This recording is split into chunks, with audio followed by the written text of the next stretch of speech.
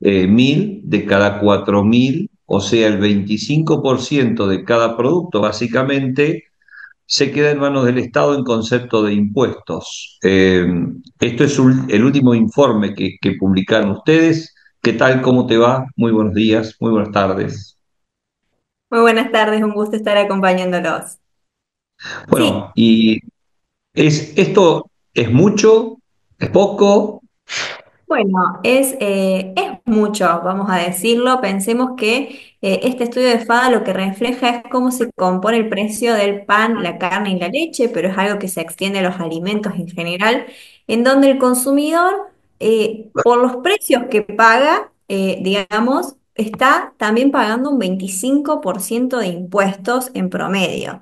Si pensamos en un sachet de leche, por ejemplo, cuando fuimos y compramos ese sachet de leche, el vaso que nos tomamos en la mañana es de impuestos, muy similar con la carne. Si vamos y compramos 1 kilo de carne en la carnicería, 250 gramos de ese kilo son impuestos porque en el precio final que pagamos los consumidores, en el caso de la carne, 25% son impuestos nacionales, provinciales y municipales.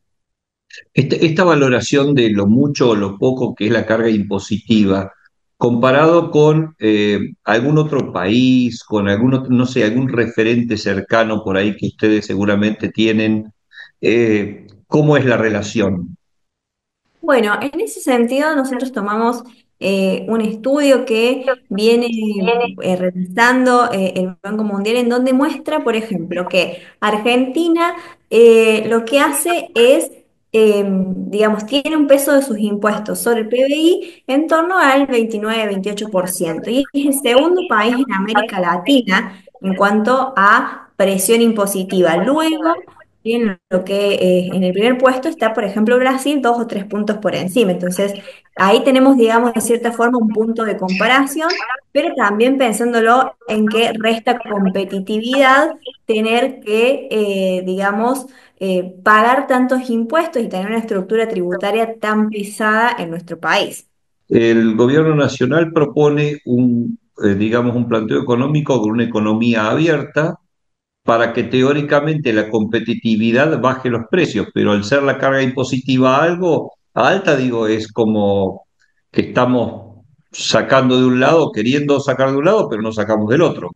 Sí, ahí lo que vemos es que, digamos, se abre al mundo Argentina y estamos trabajando en el tema de importaciones para generar competitividad de los productos locales con los importados, pero no estamos revisando aún lo que es nuestra carga tributaria, nuestra estructura de impuestos en Argentina, que son más de 160 si tenemos en cuenta los diferentes niveles de gobierno. Entonces, claramente el paso a seguir es bueno, frenemos y analicemos por dónde empezar a revisar esta estructura tributaria para darle competitividad también al sector argentino a la hora de producir y enfrentarse a productos importados. El gobierno, digamos, anunció que podría trabajar una idea de bajar el IVA, reducirlo, digamos, en un porcentaje importante, y como esto es coparticipable, el tema del IVA, este 21% es coparticipable, también esperar que las provincias hagan algo al respecto, pero las provincias ya de por sí tienen su propio porcentaje de, digamos, carga impositiva.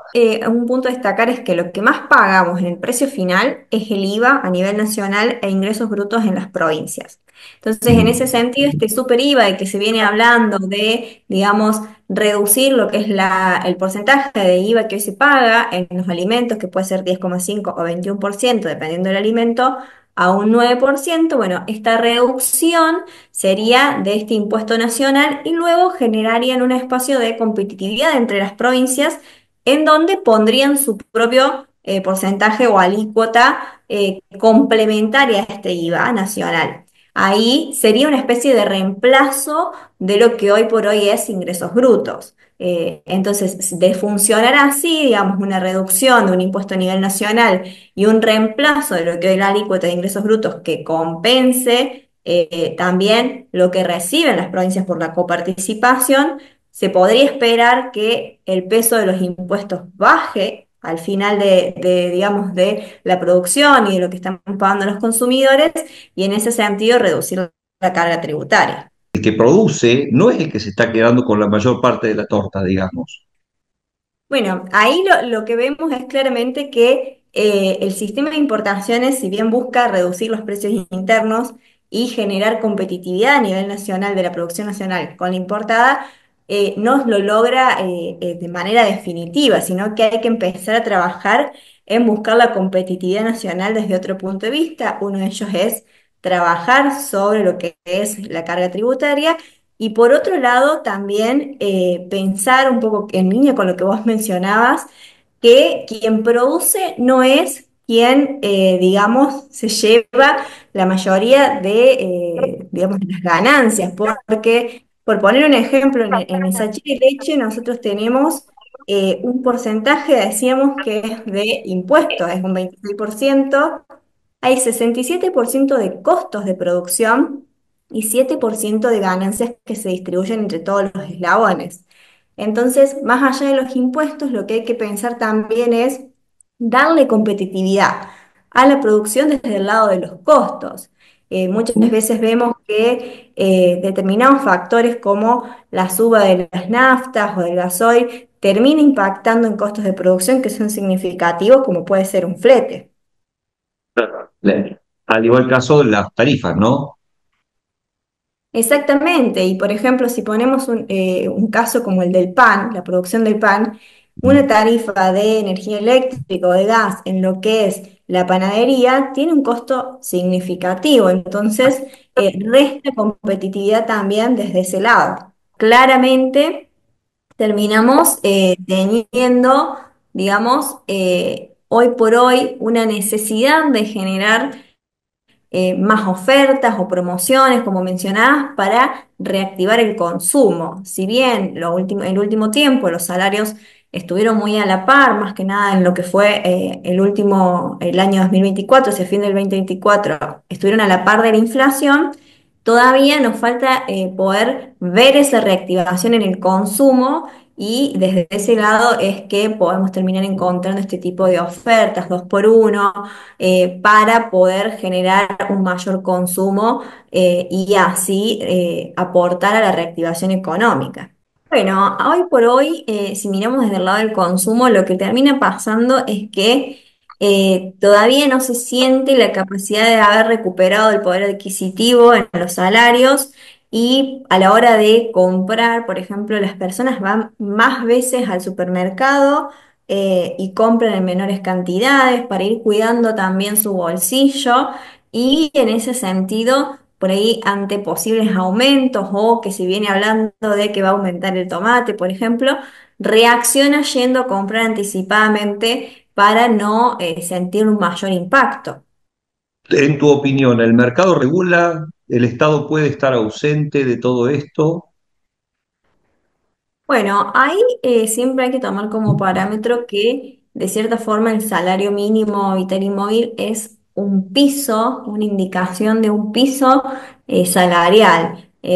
Ha quedado muy por debajo de lo que es, por ejemplo, una canasta básica, ni hablar si miramos una canasta total alimentaria. La canasta básica alimentaria está cerca de los 400.000 pesos para un hogar de tres personas y el salario mínimo está en torno a los 300.000 pesos. O sea, claramente no llega ni siquiera a esa línea mínima de poder tener en el bolsillo lo necesario para consumir los alimentos. Desde abril del 2024 hemos visto que los salarios han evolucionado un poco por encima de la inflación y recuperado su capacidad de compra.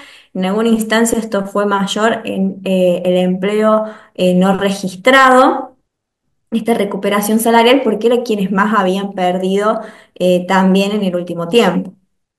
Claro, por ello, ¿a vos te parece que todo esto se puede ir corrigiendo a través de la misma, digamos, fluctuación del mercado, oferta, demanda, o crees más en la participación de un Estado como un ente regulador o promotor de ciertas actividades? Aunque el gobierno esto no lo tenga en mira, obviamente. Sí, desde mi punto de vista es un poco y un poco, por así decirlo. Ajá. Es necesario tener una línea que demarque de cierta forma cuáles son los mínimos. Por ejemplo, si hablamos del salario, lo mínimo que debería cobrar un trabajador, pero de cierta forma también, y esto lo hemos visto durante gran parte del año pasado, se van actualizando en función de lo que, digamos, el mercado va demandando de actualización salarial. En la próxima lectura de la Fundación de Fada, específicamente, ¿qué es lo que pueden llegar a observar, Nicole? Bueno, estamos trabajando en diferentes estudios y en lo que es puntualmente composición de precios, seguramente se mantengan estas participaciones y el peso de los impuestos en el precio final de los alimentos, de no haber cambios en la estructura tributaria. ¿Están atentos, digamos, a esta modificación sobre el tema del IVA que prevé eventualmente Nación hacer, o te parece que esto es un anuncio preelectoral nada más? Seguramente no sea algo que veamos en el corto plazo, sino más tirando hacia fin de año, principios del año que viene, porque requiere un trabajo mucho más en profundidad que, digamos, se aborde toda la estructura tributaria nacional. Ujú. Nicole, muchísimas gracias por tu tiempo y a seguir trabajando y logrando informes para que nosotros podamos traducírselos justamente y presentárselos a nuestros televidentes, a nuestro público. Muchísimas gracias. Muchísimas gracias a ustedes, un gusto haberlos acompañado.